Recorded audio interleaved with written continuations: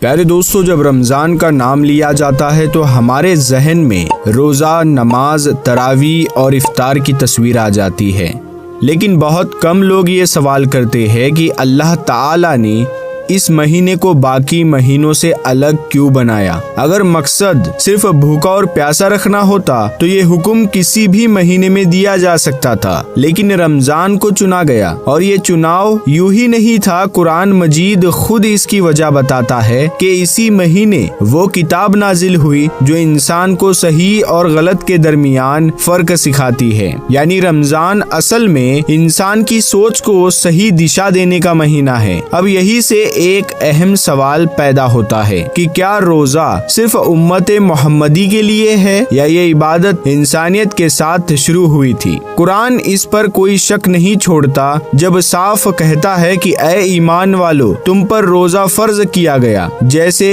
تم سے پہلے لوگوں پر فرض کیا گیا تھا تاکہ تم پرہیزگار بنو۔ یعنی روزہ کوئی رسم نہیں ہے بلکہ پرانا اصول ہے، انسان کو اندر سے مضبوط بنانے کا اصول۔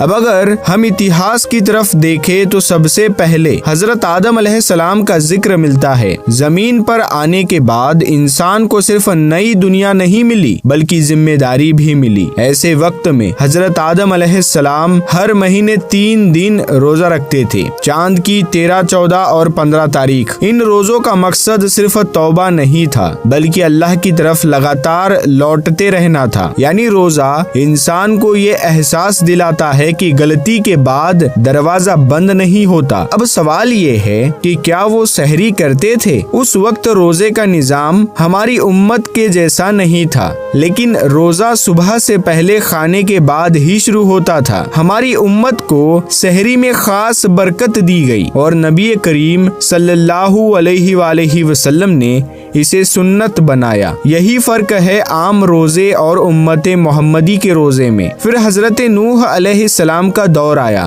جہاں سب کچھ تباہ و برباد ہو چکا تھا، لیکن نجات کے بعد انہوں نے بھی وہی 3 روزے رکھے۔ فرق یہ تھا کہ وہ روزے شکر کے تھے۔ اس سے یہ سمجھا جاتا ہے کہ روزہ صرف مشکل میں نہیں بلکہ نعمت ملنے پر بھی رکھا گیا، یعنی یہ عمل حالات پر نہیں بلکہ اللہ سے رشتے پر ٹکا ہے۔ اب اگر روزہ اتنا بنیادی ہے تو ہر نبی کا طریقہ الگ کیوں تھا؟ یہی سوال ہمیں روزے کی حکمت تک لے جاتا ہے۔ حضرت داؤد علیہ السلام کا روزہ ایک دن رکھنا اور دوسرے دن نہیں رکھنا، پھر تیسرے دن رکھنے کا تھا، یعنی وہ ایک دن چھوڑ کر روزہ رکھتے تھے۔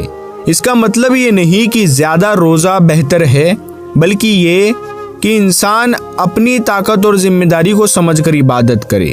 یہی وجہ ہے کہ نبی کریم صلی اللہ علیہ وآلہ وسلم نے اس روزے کو سب سے بہتر بتایا، کیونکہ اس میں نہ تو عبادت چھوٹتی ہے اور نہ زندگی کا سنتولن بگڑتا ہے۔ حضرت سلیمان علیہ السلام ہر مہینے 9 روزے رکھتے تھے، مہینے کی شروعات، بیچ اور آخر میں، تاکہ پورا مہینہ اللہ کی یاد سے جڑا رہے۔ اور حضرت ابراہیم علیہ السلام جن کی زندگی ہی اطاعت اور قربانی کی مثال ہے، روایتوں میں آتا ہے کہ وہ بھی اکثر روزہ رکھتے تھے، کیونکہ جن کا دل اللہ سے جڑ جائے ان کے لیے یہ عمل بوجھ نہیں رہتا۔ روزے کے سلسلے میں سب سے اہم واقعہ حضرت موسیٰ علیہ السلام سے جڑا ہے۔ جب انہیں اللہ سے ہم کلامی کے لیے چنا گیا تو انہیں لمبے روزے رکھنے کا حکم دیا گیا۔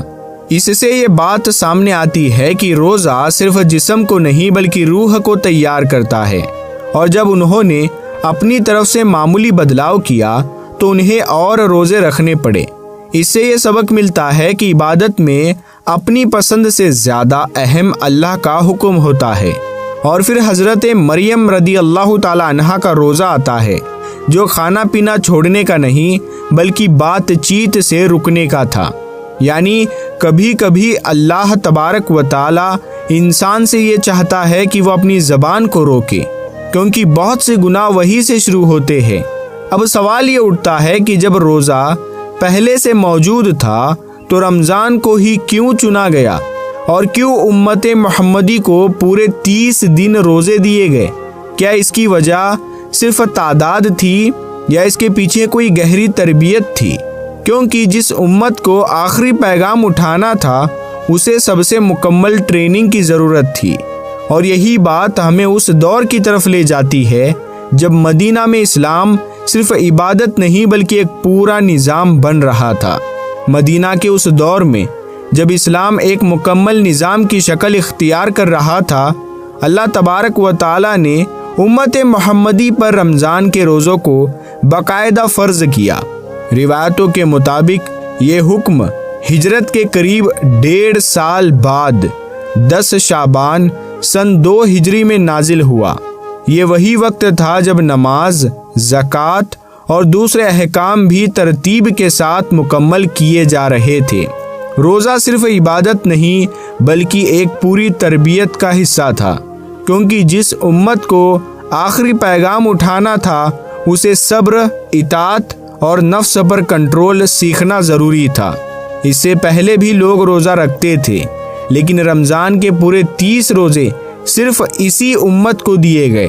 اس کی وجہ یہ نہیں کہ پچھلی امتیں کم تھی، بلکہ اس لیے کہ حالات بدل چکے تھے۔ اب ایک ایسی امت تیار کی جا رہی تھی جو ہر دور میں قائم رہ سکے۔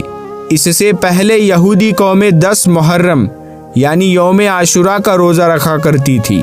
نبی کریم صلی اللہ علیہ وآلہ وسلم مدینہ تشریف لائے اور ان سے اس کی وجہ پوچھی گئی تو انہوں نے بتایا کہ اسی دن اللہ نے انہیں فرعون سے نجات دی تھی اور دریا میں راستہ بنا دیا تھا۔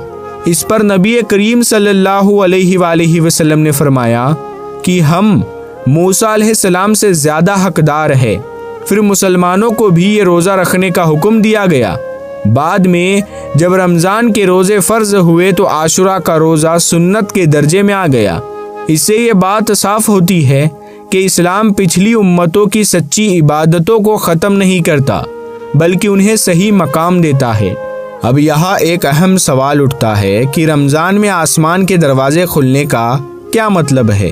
نبی کریم صلی اللہ علیہ وآلہ وسلم نے فرمایا کہ جب رمضان کی پہلی رات آتی ہے تو جنت کے دروازے کھول دیے جاتے ہیں، جہنم کے دروازے بند کر دیے جاتے ہیں اور شیطانوں کو جکڑ دیا جاتا ہے۔ اس کا مطلب یہ نہیں کہ انسان سے گناہ کی طاقت چھین لی جاتی ہے، بلکہ اس کا مطلب یہ ہے کہ رحمت اور مغفرت کے راستے آسان کر دیے جاتے ہیں۔ اب انسان پر ہے کہ وہ ان موقعوں کو کیسے استعمال کرتا ہے۔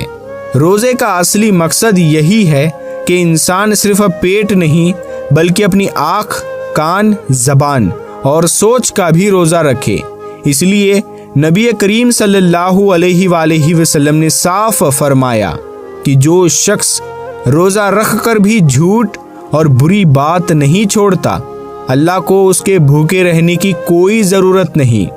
آج جب ہم سائنس کی طرف دیکھتے ہیں تو وہی باتیں نئے الفاظ میں سامنے آتی ہے۔ ریسرچ بتاتی ہے کہ روزہ انسان کے دل اور دماغ کو سنتولن میں لاتا ہے، بلڈ پریشر کو کنٹرول کرتا ہے، جسم کی فالتو چربی کم کرتا ہے اور پاچن تنتر کو آرام دیتا ہے۔ لیکن اسلام نے ان فائدوں کو کبھی مقصد نہیں بنایا۔ مقصد ہمیشہ روح کی صفائی رہا ہے۔ اللہ تعالیٰ نے یہ بھی صاف کر دیا کہ وہ اپنے بندوں پر سختی نہیں چاہتا، اسی لیے بیمار اور مسافر کو رعایت دی گئی کہ وہ بعد میں روزے پورے کر لے۔ اس سے یہ سمجھ آتا ہے کہ اسلام انسان کی حالت کو نظر میں رکھ کر حکم دیتا ہے۔